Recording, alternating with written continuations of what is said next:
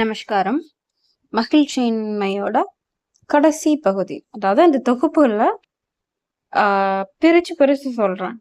ஒரு பொருள் சொல்றேன்னா அது முழுமையா எல்லாருக்கும் ரீச் ஆகும்னு நினைக்கிறேன். அதான் இந்த ஒரு டாபிக்கே 3 நாள் ஆயிடுச்சு. பொறுமையா கேளுங்க. ஒவ்வொரு தடவை நீங்க அதை கேட்கும் போதும் உங்களுக்கு ஆழமான அறிவு, ஞானம், கண்டிப்பா நீங்க ஒரு ஒரு புதிய பரிணாமத்துல இந்த உலகத்தை பார்க்க ஆரம்பிப்பீங்க. புதுசா ஒரு கண்ணோட்டத்தோட, நல்ல எண்ணத்தோட. வாங்க அதோட கண்டினியூஷனுக்குள்ள போகலாம். இதுக்கு முன்னாடி என்ன சொல்லியிருந்தாங்கன்னா, நான் மனுஷனை அவனோட வாழ்விடம், அப்புறம் அவனோட சமூகம், அப்புறம் அவனோட அண்டை அண்டை வீட்டார், அப்பதான் பக்கத்து வீட்டுக்காரங்க கூடலாம் அவனுக்கு ஒண்ணுமே ஒட்டும் இல்லை, உறவும் இல்லை. ஏன்னா அன்பு இல்லை. அன்பு இல்லைன்னா என்ன இருக்கு? ஒரு வெறும் வெறுப்பு இருக்கு, பொறாமை வருது. அப்புறம் அவனுக்கு நம்பிக்கையே இல்லை, அவன் மீதும் இல்லை, பக்கத்து வீட்டுக்காரங்க மேலும் இல்லை. எங்க புடிங்கிட்டு போயிடுவாங்களோ அப்படி அந்த மாதிரிதான் இருக்காங்க. அப்போ இப்படி இருக்கும் போது அவனுக்கே அவனை கன்வின்ஸ் பண்ணிக்கிறான். என்ன மாதிரி நான் மகிழ்ச்சியா இருக்கேன் அப்படின்னு காமிச்சுக்கிறான். அப்படின்னா ஒண்ணு தியேட்டர் போறான், இல்லைன்னா உட்காந்து சீரியல் பாக்குறான், இல்லைன்னா எங்கேயாவது சுற்றுலா போறான், ஜாலியா போயிட்டு வரேன், ரிலாக்ஸா இருக்கும் அப்படின்னு சொல்றான். இதெல்லாம் நம்ம நினைச்சிட்டு இருந்தோம் ஒரு மகிழ்ச்சிக்கான ஒரு வழின்னு நினைச்சிட்டு இருந்தோம், பாத்தீங்களா? ஆனா அது இல்லையா. அடுத்து சொல்றாங்க பாருங்க.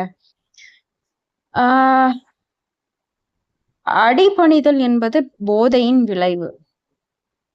அடிபணிதல் சரணாகதிக்கும், சரணாகதி அடிமைத்தனத்துக்கும் வழிவகுக்கிறது. சுருக்கமாக, நவீன மனிதர்களின் வாழ்க்கை நேரம் மற்றும் உணர்ச்சிகளுக்கு அடிமையாக உள்ளது. அவர் மகிழ்ச்சியாக இருப்பதாக பாசாங்கு செய்து வெளிப்படுத்தினாலும் இந்த வெளிப்பாடு அவரது மனதில் இருந்து பிறக்கிறது, அவரது இதயத்திலிருந்து அல்ல.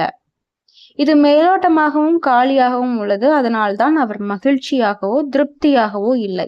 உங்களுக்கு புரியுதுன்னு நினைக்கிறேன். மனதில் இருந்து பிறக்கிறது, அவரது இதயத்திலிருந்து அல்ல. உங்களோட மனசுக்கும் இதயத்துக்கும் என்னங்க டிஃபரன்ஸு பாருங்க. அவங்க அழகா அடுத்து விளக்குறாங்க பாருங்க. உங்களில் எவரும் உங்கள் சொந்த நண்பர்கள், உறவினர்கள் மகிழ்ச்சியாக இருக்கிறார்களா என்பதை பகுப்பாய்வு செய்யலாம். மகிழ்ச்சியை எப்படி அளவிடுகிறார்கள் சொல்லுங்க? இது ஆரோக்கியத்திலும், கண்களின் பிரகாசத்திலும், வார்த்தைகளின் தூய்மையிலும், செயல்களின் தூய்மையிலும் காணப்படுகின்றது. அந்த நபர் உண்மையிலேயே மகிழ்ச்சியாக இருக்கிறாரா என்பதை கண்டறிய இந்த விஷயங்களை நீங்கள் பகுப்பாய்வு செய்ய வேண்டும். ஒரு லிஸ்ட் கொடுக்குறாங்க பாருங்க. இப்போது கேள்வி என்னவென்றால், ஒரு நபரை எவ்வாறு உண்மையில் மகிழ்ச்சியாக மாற்றுவது? சமுதாயத்தில் உண்மையாக திருப்தியாக இருப்பவர்களை நீங்களே மதிப்பீடு செய்யுங்கள். தங்கள் அன்றாட உடல் தேவைகளை பூர்த்தி செய்யக்கூடிய ஒரு ஏழை நபர் மகிழ்ச்சியாக இருக்கிறார்கள். சமுதாயத்தின் முழு விவரம் தெரியாத குழந்தை மகிழ்ச்சியாக இருக்கின்றது. பணக்காரர் தனது பணத்திலும் செல்வத்திலும் ஒரு பகுதியை தேவைப்படுபவர்களுக்காக செலவிடுபவர்களும் மகிழ்ச்சியாக இருக்கிறார்கள். பின்னர் முதியோர் இல்லங்கள், ஆதரவற்றோர் இல்லங்கள் போன்றவற்றில் சேவை செய்பவர்களும் மகிழ்ச்சியாக இருக்கிறார்கள். இது எதை காட்டுகின்றது? எளிமையான வாழ்க்கையை நடத்துபவர்கள் மகிழ்ச்சியாக இருப்பதை இது காட்டுகிறது. திரும்ப வாசிக்கிறேன். எளிமையான வாழ்க்கையை நடத்துபவர்கள் மகிழ்ச்சியாக இருப்பதை இது காட்டுகின்றது.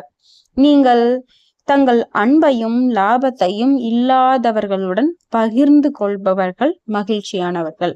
சுருக்கமாக, நீங்கள் பெறுவது கொடுப்பதில்தான் உள்ளது. திரும்ப வாசிக்கிறேன். நீங்கள் பெறுவது கொடுப்பதில்தான் உள்ளது. பிறரை நேசிப்பதில் தான் நமக்கு அன்பு கிடைக்கிறது. மற்றவர்களை மன்னிப்பதில் தான் நாம் மன்னிக்கப்படுகின்றோம். இவை அனைத்தும் தியாகம் மற்றும் பகிர்வதற்கு சமம். பிற ஆன்மாக்களை உங்களுடையது என்று நீங்கள் உணரும் தருணம் நீங்கள் மகிழ்ச்சியாக இருக்கின்றீர்கள். எனவே இது நம்மை எங்கு எடுத்து செல்கின்றது? நீங்கள் ஒவ்வொருவரும் மற்றவர்களை உங்கள் சொந்த ஆத்மாவாக கருத வேண்டும் என்று இறுதி புள்ளிக்கு இது வழிவகுக்கின்றது. நீங்கள் அனைவரும் ஒரே ஆத்மாவின் பகுதி. ஒவ்வொரு குழந்தையும் உங்கள் குழந்தையாக நேசியுங்கள். நவீன உலகில் இது கடினம். நீங்கள் கை குலுக்க கை நீட்டினால் மற்ற நபர் பதிலளிக்காமல் இருக்கலாம். அதை பற்றி கவலைப்பட வேண்டாம். அது அவருடைய கர்மா. அவர் சரியான தருணத்தில் வெளித்தெழுவார். ஏனெனில் உடலில் பலம், செல்வ பலம், புத்திசாலித்தனம் ஆகியவை எப்போதும் ஒரே மாதிரியாக இருக்காது. காலப்போக்கில் அவை மறைந்து போகின்றன. ஆனால் அன்பு மட்டும் பெருகி கொண்டே போகும்.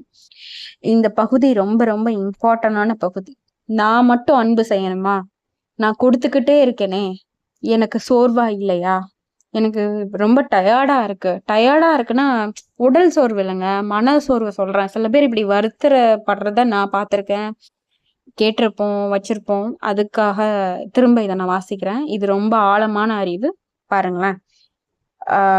ஒருத்தங்க கை குலுக்க நம்ம கை நீட்டி ஹேண்ட் ஷேக் பண்றதுக்கு கை குலுக்க நீட்டினா அவங்க கொடுக்காம இருந்த போது நம்மளுக்கு எவ்வளவு வருத்தமா இருக்கு. அதை பற்றி நீ கவலைப்பட வேண்டாம். அது அவருடைய கர்மா.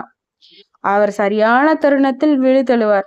அவருக்குன்னு ஒரு காலம் வரும். அப்போது இப்படி இருக்கக்கூடாது, ஈகோ இருக்கக்கூடாதுன்னு அவருக்கு எப்பயாவது ஒரு சுச்சுவேஷன் கொண்டு வந்து விட்டுரும். ஏனெனில் உடலில் பலம், செல்வ பலம், புத்திசாலித்தனம் ஆகியவை எப்போதும் ஒரே மாதிரியாக இருக்காது. காலப்போக்கில் அவை மறைந்து போகின்றன.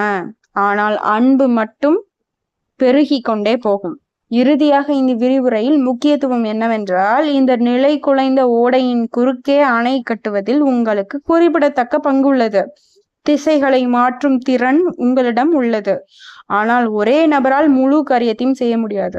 இதை எதுக்கு சொல்றாங்கன்னா, இந்த அகத்திய வழிபாடு புத்தகத்தை கஜராஜ சுவாமிகளுக்கு வழங்கின அகத்திய பெருமான் அனுராதா அம்மா திரும்ப மொழிபெயர்த்து 2019 ஒருக்க ரிஃபைன் பண்ணி 2024 பண்ணி 2025 பண்ணி இப்பயும் இன்னும் ரிஃபைன் பண்ணிட்டு தான் இருக்காங்க. இப்போ இந்த குரூப்ல ஒரு 500 பேர் இருந்திருப்போம். 500 பேர்ல பல பேருக்கு ஒரு எப்படியும் குறைஞ்சது ஒரு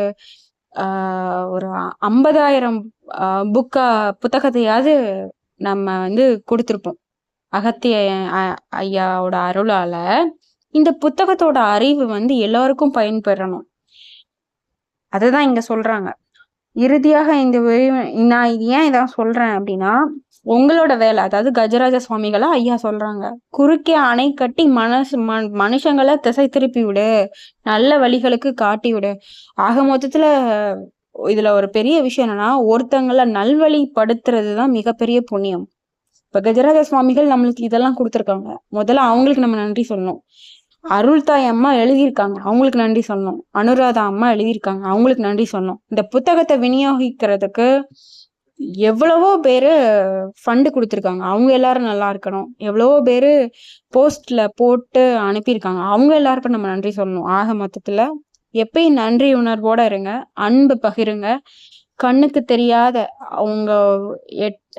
தெரியாத உங்களுக்கும் அப்பாற்பட்டு இருக்கிற அத்தனை மனிதர்களுக்கும், அத்தனை உயிர்களுக்கும் நீங்க பிரார்த்தனை செய்யுங்க.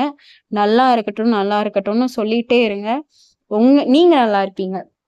அததான் சொல்றாங்க, ஓடையின் குறுக்கே அணை கட்டுவதில் உங்களுக்கு குறிப்பிடத்தக்க பங்கு உள்ளது. ஆக மொத்தத்துல இதை கேட்கிற நீங்களும் உங்களுக்கு ஒரு பங்கு இருக்கு. யாரையோ ஒருத்தரையாவது நீங்க நல்வழிப்படுத்துங்க. நல்வழினா என்ன? சொல்லி கொடுத்துருங்க. அடுத்து போறதும் அவங்களோட கர்மா. ஒரு சந்தர்ப்ப சூழ்நிலை வரும்போது அவங்க பட்டு திருந்துவாங்க. அததான் ஐயா சொல்லிட்டாங்களே. திசைகளை மாற்றும் திறன் உங்களிடம் உள்ளது. ஆனால் ஒரே நபரால் முழு காரியத்தையும் செய்ய முடியாது. எனவே ஆரம்பத்தில் உங்களிடம் வரும் நபர்களின் வழிபோக்கை மாற்ற தொடங்குவீர்கள். உங்கள் நோக்கம் தூய்மையாகவும் உங்கள் பிரசங்கம் பயனுள்ளதாகவும் இருக்கும் போது உங்களுடன் தொடர்பு கொண்டவர்கள் தங்கள் வழிபோக்கை மாற்ற தொடங்குவார்கள். அவர்களிடமிருந்து இன்னும் சிலர் மாற்றத்தை உணருவார்கள். வழிபோக்கை மாற்றிய மக்கள் அமைதி, மன நிறைவு, உள் மகிழ்ச்சியை அனுபவிக்கும் போது அவர்கள் தங்கள் வாழ்க்கையின் நோக்கத்தை அறிவார்கள். That is the main purpose of life. நம்மளோட லைஃப்ல என்னன்னா, எங்க வந்தோம், எதுக்காக வந்தோம், என்ன பண்ண போறேன், நான் எங்க போகணும், வாழ்க்கையின் நோக்கத்தை அறியறதுக்காக இந்த ஒரு மாபெரும் ஒரு மனுஷன் மனதுக்குள்ள ஒரு புரட்சியை அகத்திய பெருமான் எடுத்திருக்காங்க. நான் திரும்ப வாசிக்கிறேன்.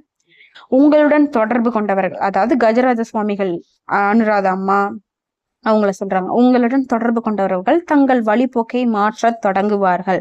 அவர்களிடமிருந்து இன்னும் சிலர் மாற்றத்தை உணருவார்கள். வழிபோக்கை மாற்றிய மக்கள் அமைதி, மனநிறைவு மற்றும் உள் மகிழ்ச்சியை அனுபவிக்கும் போது அவர்கள் தங்கள் வாழ்க்கையின் நோக்கத்தை அறிவார்கள். தூய நீரை கொண்ட சிறு நீரூற்று போல தேவைப்படும் நபர்களுக்கு கிடைக்கும். இதை நான் திரும்ப வாசிக்கிறேன், ரொம்ப முக்கியமான ஒண்ணு. தூய நீரை கொண்ட சிறிய நீரூற்று போல தேவைப்படும் நபர்களுக்கு கிடைக்கும்.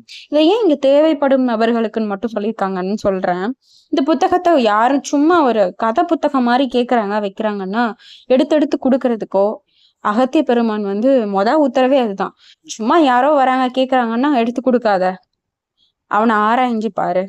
உண்மையாவே தன்னோட வாழ்க்கையில நோக்கத்துக்காக அவன் வந்து இது பண்ணுவான், தன்னோட வாழ்க்கையை திசை திருப்பிப்பான், சொன்னா கேட்பான் அப்படின்ற விஷயங்களுக்கு உங்களுக்கா ஒரு கொடுக்கணும் அப்படின்னு தோணும். அவங்களுக்கு கொடு.